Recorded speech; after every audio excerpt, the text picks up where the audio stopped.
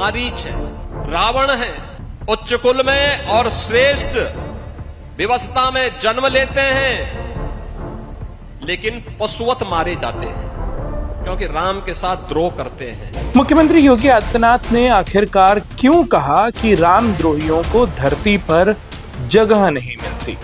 मुख्यमंत्री योगी आदित्यनाथ राजधानी लखनऊ में जगत गुरु रामभद्राचार्य के द्वारा चल रही राम कथा के समापन के मौके पर पहुंचे थे। पहले उन्होंने राम कथा को सुना और उसके बाद अपने भाषण में उन्होंने भगवान राम के और रामायण कालीन कई सारे उदाहरणों का जिक्र किया। उन्होंने उन उदाहरणों को आज की परिस्थिति से जोड़ा।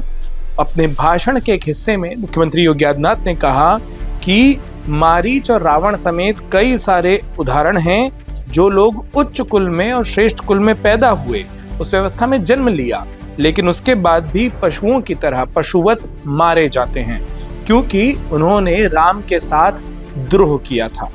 मुख्यमंत्री योगी आदित्यनाथ के रामद्रोहियों को लेकर दिए गए इस बयान की खूब चर्चा हो रही है और इसकी एक वजह यह है कि माना जा रहा है कि अयोध्या में भगवान राम के मंदिर में जिस चंदे की, दान की रकम की चोरी की बातें सोशल मीडिया पर सामने आई या इस तरीके के आरोप लगे, कहीं ना कहीं अप्रत्यक्ष रूप से मुख्यमंत्री योगी आदित्यनाथ ने उस संदर्भ में ये बयान दिया है।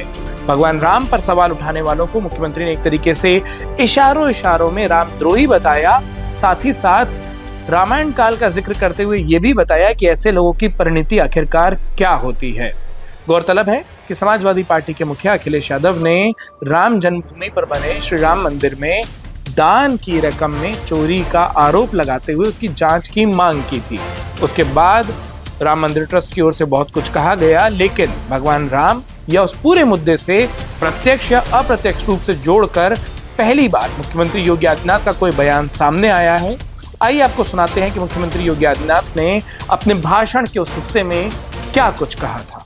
रामायण कालखंड के भी उदाहरण आपके सामने है। मारीच है,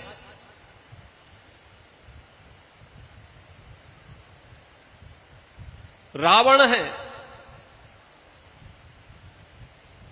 उच्च कुल में और श्रेष्ठ व्यवस्था में जन्म लेते हैं, लेकिन पशुवत मारे जाते हैं क्योंकि राम के साथ द्रोह करते हैं। और हमारे पवन सुत हनुमान जी हैं या विभीषण हैं, सामान्य जीवन में उनको भले ही जन्म के समय उसके उपरांत कितना सम्मान मिला, लेकिन राम की संगत में आने के बाद लोग पूज्य हो गए, सबके लिए पूज्य हो गए। हम प्रातःकाल जिन 7 नामों को स्मरण करते हैं उनमें विभीषण का भी नाम है।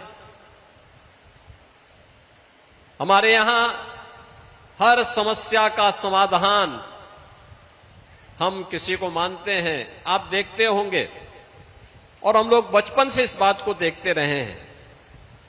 कोई गांव का अनपढ़ व्यक्ति भी, निरक्षर व्यक्ति भी होगा, लेकिन उसको हनुमान चालीसा जरूर याद होगी। हनुमान चालीसा वो जरूर याद करके रखता था।